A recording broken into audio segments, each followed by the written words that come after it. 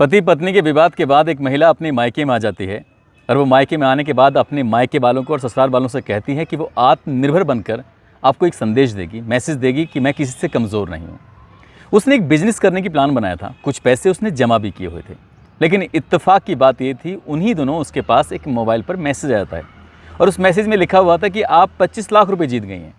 बस उसकी खुशी का ठिकाना नहीं था और ये बात उसने कानों कान किसी को खबर ही नहीं दी और कहा कि जब तक पैसे हाथ में नहीं जाएंगे, बिजनेस शुरू नहीं कर देगी, तब तक किसी को बताएगी नहीं। बस सब कुछ उसके मन मुताबिक चल रहा था। उस पर क्लिक करती है, सामने से कॉल आती है। कॉल आने के बाद वो मुबारकबाद देता है और कहता है कि तुम 25 लाख रुपए जीत गई हो, लेकिन इसके बदले में आपको 20,000 रुपये का टैक्स जमा करना पड़ेगा। टैक्स देने के बाद ये रकम आपके पास पहुंच जाएगी। ये एक शुरुआत थी।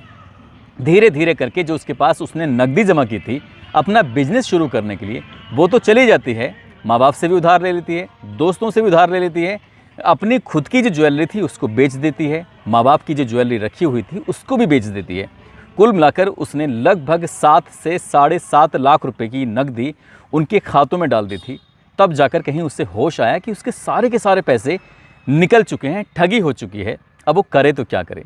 सामने वाले फ़ोन वाले से व्यक्ति से रोते हुए गिड़गिड़ाते हुए अपनी परेशानी बयां करती है, कहती है कि मेरे पति से झगड़ा हो चुका है, मैं मायके में रह रही हूँ, ससुराल तो छूट ही गया है, अगर ये सब उन्हें पता चलेगा तो मायका भी छूट जाएगा, मेरे पैसे मुझे वापस कर दो। उस महिला ने हर तरह से कोशिश की, लेकिन वो सामने वाले नहीं पसीजे। जब बार बार वो रिक्वेस्ट कर रही है, रो रही है, तो सामने वाला कहता है कि ठीक है, हम तुम्हारे सारे के सारे पैसे वापस कर देंगे, लेकिन इसके लिए तुम्हें एक काम करना पड़ेगा। बाथरूम में जाना है और अपने नहाते हुए की वीडियो हमें देनी है, इसके बाद हम तुम्हारे सारे के सारे पैसे वापस कर देंगे। इस महिला के मन में थोड़ा लालच आता है और लालच आने के बाद वो वही कर देती है जो कह रहे थे। यानी कि अब तक उसकी जो नकदी थी, पैसे थे, ज्वेलरी थी, वो सब चले जाते हैं। जो बची थी इज्जत, वो भी चली जाती है। इस महिला को इंसाफ तो मिल नहीं पाया, लेकिन कहते हैं कि लालच बुरी बला होती है। आज की जो सच्ची घटना मैं आपको सुनाने जा रहा हूँ, इस सच्ची घटना में भी लालच ही था जो लगातार परेशान कर रहा था और लालच के चक्कर में एक दो नहीं, लगभग 66 बड़े घर की महिलाओं के साथ ऐसे ही छल होता है, जिसको सुनने के बाद शायद आप लोगों के भी रोंगटे खड़े हो जाएंगे। आदाब, नमस्कार, सत श्री अकाल। मैं उस्मान सैफ़ी। आज की जो सच्ची घटना मैं आपको सुनाने जा रहा हूँ, ये सच्ची घटना है पश्चिमी बंगाल प्रदेश का एक ज़िला है हुगली, और इसी ज़िले का चंदन नगर कमिश्नरेट पर एक जगह लगती है जिस जगह का नाम है चिंसुरा। दरअसल यहाँ की एक महिला जो बहुत ज़्यादा परेशान थी, अपने मन की बात, अपनी परेशानी वो किसी के सामने बयां नहीं कर पा रही थी। धीरे धीरे करके वक्त आगे बढ़ रहा था और उसकी दिक्कतें लगातार बढ़ रही थीं। आखिरकार उस महिला ने हिम्मत जुटाई और हिम्मत जुटाने के बाद नज़दीकी पुलिस स्टेशन में जाती है और वहाँ जाकर जो कहानी पुलिस को सुनाती है, पुलिस को इस कहानी पर यकीन ही नहीं हो रहा था। ऐसा लग रहा था कि ये महिला भले ही अच्छे घर की है, बड़े घर की है, लेकिन झूठ बोल रही है। दरअसल कहानी कुछ यहाँ से शुरू होती है। उसके घर में किसी बच्चे का जन्मदिन था और जन्मदिन के उपलक्ष्य में उसने एक बेहद खूबसूरत केक का ऑर्डर किया था। जब वो केक का ऑर्डर कर रही थी तो उसने ये बात किसी को बताई नहीं थी, क्योंकि उसने जिस तरह का डिज़ाइन उसने गूगल पे देखा था, उसके बाद उसने देखने के बाद ऐसे ही केक का डिज़ाइन उसने अपने घर के लिए कराया। वक्त था, दिसंबर का महीना था और साल 2020 की ये बात थी। जैसा उसने केक का ऑर्डर किया था वैसे ही केक घर पे आ जाता है, और जब केक घर पे आता है तो उसके बाद उस महिला ने जब केक को अभी खोल के नहीं देखा था, जो डिलीवरी बॉय घर में आया था, डिलीवरी बॉय उस महिला की खूबसूरती पर फिदा हो जाता है, लट्टू हो जाता है, सोचने पर मजबूर हो जाता है। तभी वो कहता है कि मैडम, हमारी जो कंपनी है ना, एक नामी ग्रामी कंपनी है जिसके लिए मैं काम करता हूँ। बस आपसे एक अपील है, आपसे एक रिक्वेस्ट है कि आप अगर अपना व्यक्तिगत मोबाइल नंबर मुझे दे दें और उसके बाद किसी दिन आपके पास कॉल आएगी, जब कॉल आएगी तो फिर आप उस नंबर को फीडबैक देना है और फीडबैक थोड़ा सा अच्छा दे दीजिएगा। गरीब आदमी है, अगर थोड़ा अच्छा फीडबैक देंगी तो कंपनी में अच्छा मैसेज जाएगा और उसके लिए फिर हमारी तरक्की होने के चांसेस ज़्यादा रहते हैं, काम ज़्यादा मिलता है, ज़्यादा पैसे मिल जाते हैं। बस आप बड़े लोग हैं, अगर ऐसा कर देंगे तो बड़ी मेहरबानी होगी। वो अपना भी नंबर देता है और साथ में उस मैडम का भी नंबर ले लेता है। लगभग 1 सप्ताह गुजर जाता है और 1 सप्ताह गुजरने के बाद उस महिला के पास फ़ोन आता है। जब वो रसोई में खाना बना रही थी, खाना बनाते हुए रसोई में फ़ोन आता है। फ़ोन आने के बाद वो नमस्ते करता है कि मैं विशाल वर्मा बात कर रहा हूँ मैम, अभी पिछले हफ्ते जो आपने केक मंगाया था उसी कंपनी का डिलीवरी बॉय हूँ। असल डिलीवरी बॉय किसी कंपनी का था, लेकिन केक वो नज़दीकी जो एक बहुत अच्छी शॉप थी वहाँ से लेके आया था। अब उस महिला ने कहा कि बताइए मुझे क्या करना होगा। बोले मैडम बस आपसे फीडबैक के लिए कॉल किया गया है कि उस दिन कैसा था वो सब केक। तो कहती है, वो बताने लगती है, तारीफ़ करने लगती है। तारीफ़ करने लगती है तो तारीफ़ करते करते उसने कहा मैडम सुनिए मेरी बात सुनिए, दरअसल आपको ये ना ऐसे कॉलिंग पे नहीं, आपको वीडियो कॉल पे ये बात करनी है। वीडियो कॉल पर अपना फीडबैक देना है और जितनी ज़्यादा अच्छी बात कर सकते हैं उतनी अच्छी बात कर दीजिएगा। अननोन नंबर था और अननोन नंबर से जब कॉल आया था तो वो महिला ने वैसे ही जैसे बताया गया था, जैसे विशाल घर पे आया था वैसे बताया गया था, वैसे ही सब कुछ उसने बता दिया और खुशी खुशी उस महिला ने फ़ोन कट कर दिया। 2-3 दिन बीत जाते हैं और 2 दिन बीतने के बाद उसके महिला के मोबाइल में एक वीडियो आती है और उस वीडियो को देखने के बाद उसकी आंखें खुली की खुली रह जाती हैं। दरअसल उसमें आपत्तिजनक वीडियो होती है, बिल्कुल न्यूड वीडियो होती है और न्यूड वीडियो में शक्ल किसी और की नहीं थी, उसी बड़े घर की महिला की थी जिसने भी केक मंगाया था। अभी बात देखकर वो अपनी इस परेशानी को, इस समस्या को किसी को बयां भी नहीं कर पा रही थी। जिस नंबर से वो वीडियो आई थी वो नंबर भी स्विच ऑफ था। अब उस पर ना तो वीडियो कॉल हो रही है ना ही सामान्य कॉल हो रही है। महिला परेशान हो जाती है। वो लगातार ट्राई कर रही थी, ट्राई करते करते कम 20 बार, 30 बार, 40 बार जब ये ट्राई कर रही तो उधर फ़ोन बंद था। लेकिन जैसे ही उधर फ़ोन ओपन होता है, खुलता है, तो पता चल जाता है कि सामने वाले को कितनी रिक्वायरमेंट है। यानी कि जैसे ही वो खोलता है उस फ़ोन को तो एक के बाद एक मैसेज आने शुरू हो जाते हैं कि एक नंबर से आपको इतनी सारी कॉल की गई हैं। व्हाट्सअप भी का भी पता चल जाता है, नॉर्मल कॉल का भी पता चल जाता है। अब इधर से फ़ोन जाता है। अब की बार विशाल बात कर रहा था अपने नंबर से और अपने नंबर से बात करने के बाद क्योंकि वो नंबर लगातार बंद था, विशाल कहता है कि मैडम आपके पास किसी का फ़ोन आया था क्या?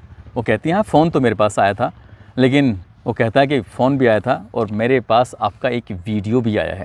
वो वीडियो जिसके बारे में भी वो महिला बातचीत करना चाह रही थी, वो महिला जिसको लेकर बहुत ज़्यादा परेशान, जिसके लिए उसने लगभग 40 से ज़्यादा कॉल किए थे। तब विशाल उसे बताता है कि मैंने ये वीडियो है और इसको मैं यूट्यूब पर अपलोड करने वाला हूँ, नहीं तो मैं आप देख सकती हैं कि क्या हो सकता है फिर आपके बाद आपके परिवार, आपके रिश्तेदार, आपके दोस्त, ये जितने मिलने वाले हैं सब देखेंगे तो क्या होगा, आपकी बड़ी बदनामी हो जाएगी। वो महिला पहले से ही परेशान थी और एक बार फिर इस डिलीवरी बॉय ने उस महिला की परेशानी को और बढ़ा दिया। वो समझ नहीं पा रही थी कि ये कॉल कौन कर रहा था, अब ये बीच में डिलीवरी बॉय ये क्या कर रहा है, ये सब हो क्या रहा है। तभी वो कहती है कि भैया मुझे माफ़ कर दो, गलती हो गई है, मैं तुम्हारे झांसे में फंस गई हूँ, मैं करूँ तो क्या करूँ। उन्होंने कहा ठीक है, जब तुम अकेली होगी तो हमें कॉल करना और हम तुमसे बात करेंगे। महिला जब अकेली होती है 1-2 दिन के बाद फिर वो उस लड़के को बुलाती है। वो विशाल वर्मा नाम का लड़का अपने एक दोस्त के, यानी कि सुमन मंडल उसका दोस्त होता है जो कि पेंटर होता है, वो दोनों घर जाते हैं और घर जाने के बाद उस महिला से कहते हैं कि ठीक है वीडियो हमारे पास है, कॉल इसने किया था, यानी कि कॉल करने वाला कोई और था जिसका नाम सुमन होता है। अब बड़े ही इत्मीनान से वो महिला के पास बैठते हैं, उसे कुछ चाय की व्यवस्था कराते हैं, साथ ही उस महिला को मजबूर कर देते हैं उसके साथ गलत काम करने के लिए। उसके साथ वो शारीरिक संबंध बनाते हैं और जब उनका मन भर जाता है, तसल्ली हो जाती है, तब वो यहाँ से चले जाते हैं। लेकिन महिला एक बात से बिल्कुल अनजान थी, अब तक जो उसके पास वीडियो आई थी वो किसी ऐप के माध्यम से तैयार की गई नकली वीडियो थी, वो असली नहीं थी, क्योंकि उसने सिर्फ़ और सिर्फ अपनी जो वीडियो कॉल की थी, इस वीडियो कॉल से ही उसका फ़ोटोग्राफ्स निकाला गया था। उस फ़ोटोग्राफ्स निकालने के बाद एक नई वीडियो तैयार की गई थी। लेकिन जब दोनों लड़के घर में बैठकर उसके साथ शारीरिक संबंध बना रहे थे, तब ओरिजिनल वीडियो उसका अपने मोबाइल में उतार लिया गया था। एक बार फिर से वही वीडियो उस महिला को भेजा जाता है और महिला के होश फाख्ता हो जाते हैं। वो समझ नहीं पा रही थी कि एक केक के बदले में आखिरकार उसकी ज़िंदगी में और कितने भूचाल आने वाले हैं।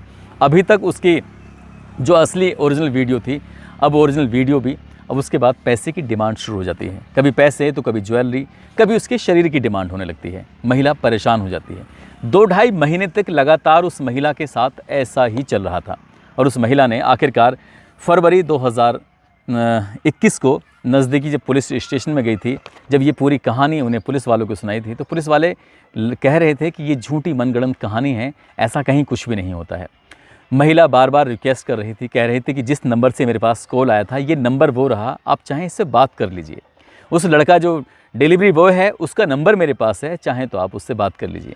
तभी पुलिस वालों ने 23 फरवरी 2021 की रात को अब एक जगह दबिश देते हैं। वो थी क्योटा, एक जगह होती है, उसका त्रिकोण पार्क होता है, उसी के पास में जो लोकेशन आ रही थी, उस लोकेशन के आधार पर पुलिस ने जब उच्च अधिकारियों से बातचीत की थी, कुल मिलाकर पुलिस उस घर में पहुंचती है तो वहाँ ऑलरेडी ये विशाल एक नई महिला के साथ आपत्तिजनक स्थिति में मिल जाता है।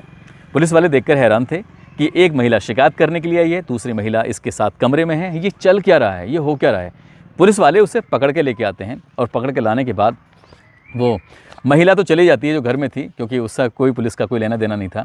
लेकिन उसके बारे में बताया गया था कि कॉल गर्ल थी, मैंने इसको पैसे दिए थे, वो अपनी मर्ज़ी से आई है।